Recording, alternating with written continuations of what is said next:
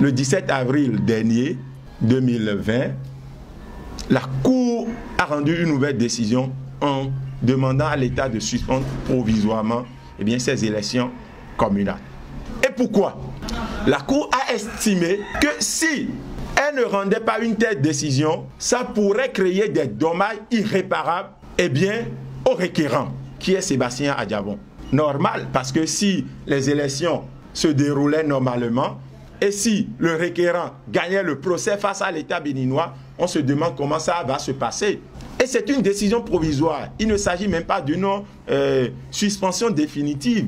La Cour n'est pas dans cette dynamique. Face à ça, l'État béninois a décidé, sinon le gouvernement par la voix de son porte-parole, a dit que notre pays est un pays souverain et que la Cour n'a pas d'injonction à donner à notre État, que notre État est souverain. Nous nous posons la question, est-ce que c'est des pratiquants de droit qui s'expriment ainsi, puisque ce qu'il dit ne répond aucunement à un discours, au discours d'un juriste. Il sait, devant la Cour africaine des droits de l'homme, il n'y a pas un débat de souveraineté, de souveraineté qui pose. Nous avons remarqué tout simplement, et dès le début de ce dossier, que l'objectif est de maintenir le président Sébastien Adjavon en exil, de l'empêcher de participer à toutes les élections, y compris celles présidentielles qui s'annoncent, parce qu'on veut coûte que coûte instaurer dans le pays une pensée unique. On veut être le seul candidat aux prochaines élections présidentielles. On veut en réalité tout contrôler. On n'estime pas que dans un pays qui est quelqu'un qui est de moyens importants que le président de la République. On veut être le plus fort. Malheureusement, notre pays est transformé en un État voyou au début. Après 2005, on a compris que c'était un État voyou puisque l'État décide, sinon le gouvernement décide de ne pas respecter les décisions de justice. Mais aujourd'hui, nous ne sommes plus dans un État voyou.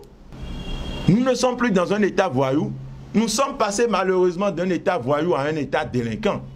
Parce que nous avons assisté à une répétition et de façon flagrante comme ça au refus du respect des décisions de justice. Aujourd'hui, qu'est-ce qu'il y a lieu de faire? C'est de soutenir le président Sébastien Adjavon en tant que citoyen. Parce que ce qui lui arrive aujourd'hui peut arriver à tout un chacun de nous.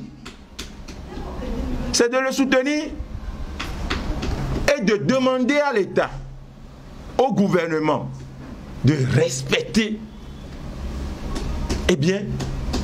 les libertés fondamentales de ce citoyen.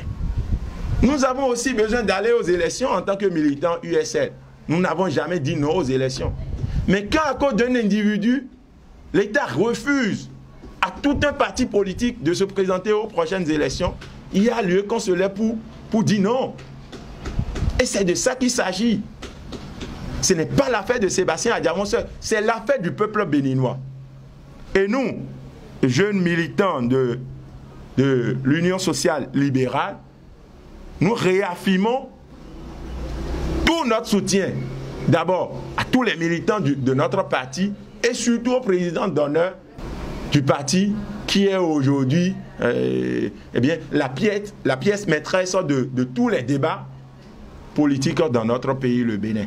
Je voudrais finir pour répondre à ceux-là qui aujourd'hui essayent de salir l'image du président d'honneur, Sébastien Adjavon. J'ai entendu des défenseurs du pouvoir qui demandaient au président Sébastien Adjavon s'il aime le peuple béninois de faire des dons. Des dons au peuple béninois parce que nous sommes face à une crise. Et ils ont pris comme paramètre ou bien comme mesure le don de 500 millions qu'aurait donné un groupe dit de talent. C'est de la comédie et on doit cesser de se foutre du peuple béninois. Quel groupe on appelle groupe talent? 500 millions. Mais ces gens-là peuvent donner même 1 milliard.